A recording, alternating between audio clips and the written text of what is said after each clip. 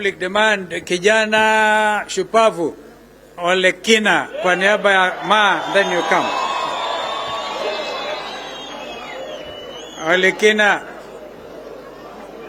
huyu jamaa aliteswa Bomas na akawa instant shujaa. 1 minute and then mwete wa Vinya. Okay. Yeah. Thank you Excellency. Hebu tusalimiane wote. Wakamba mwaseo. Mheshimiwa Raila, leo umeongea ile lugha mimi nataka kusikia. Unajua mimi niliwaambia tugawe hii nchi, mkachukulia kama ni mchezo. Nimeanza kuimba hii wimbo, let us secede from this dictatorship, na nyinyi mnachukulia mchezo. Mimi nataka kuambia, mimi nitadeliver Masai wote. Na sisi, unaona, let me be honest, na niwaambie kenye kinaendelea. Wale ambaye tumesemekana sisi ni non-shareholders tunaumia. Saizi wanasema wataweka ushuru kwa petroli 8%. Ule kijana ambaye yako na bodaboda ambaye anabeba mtu ndiye aweze kwenda sokoni, anabeba na shilingi 50, saizi anasukuma hiyo motorbike, itakuwa ni shilingi 200 ndiye afike sokoni. Huyo mama mshahara yake ijaongezeka. Kweli mtaishi hivyo? Sukari saizi imekuwa shilingi karibu 500 kilo 2. Hiyo ni bei ya simiti gunia moja. Sasa ni sukari ama ni kujenga nchi? Tutajenga nchi. Maisha itaharibika. Na mimi naomba hivi, unajua akisikia tukisema hii kitu ambaye inaitwa finance bill ni mbaya, wanafikiria ni mchezo. Saizi wameanza kuzunguka kila mahali kuambia watu tunadanganyana. Sisi hatudanganyani, tunawaambia ukweli. Ile maziwa unanunua ati kwa sababu Uhuru alikuwa na maziwa mingi ama ako na Brookside tuweke ushuru, anaumiza Wakikuyu wote wa Mount Kenya. Wakikuyu, wacha niwaambie ukweli ile ambayo mjui.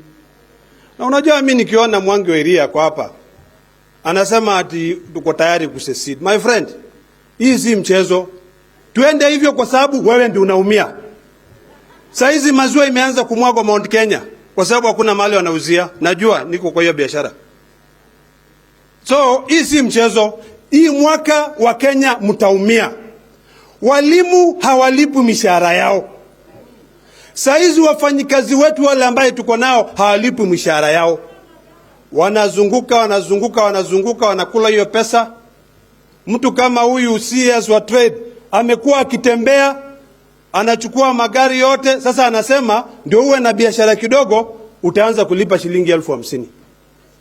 Let me tell you, Your Excellencies, this is a time we demystify the dangers that will come to this country if we allow this tax bill to go through.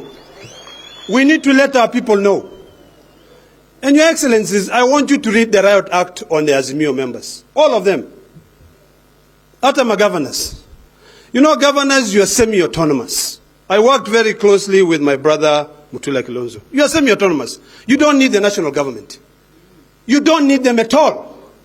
All the development, you need your senators to bring you money so that you carry out the development in your counties. Right now, if you go in and you start befriending this guy called Ruto, you are digging your own grave. And this is how you are digging your own grave. First, he is taking all your health services. Yote. Anachukua anasema iende national government. Na kuambia wame-mutilate constitution, please, in our generation. And for future generation, let us not allow this kind of nonsense, dictatorial tendencies that are brought by somebody who doesn't understand what leadership is all about. Nikimalizia, mimi, Ledama Olekina, nilisecede kitambo. Sasa tushikane mikono.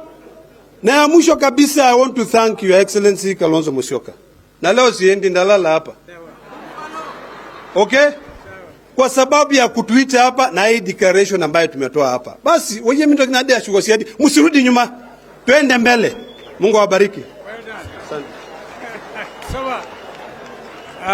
Sawa Oleng, sawa.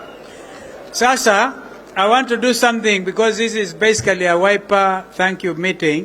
As the governors come, I want all the MPs who are Wiper, including Amisi Chome ametoka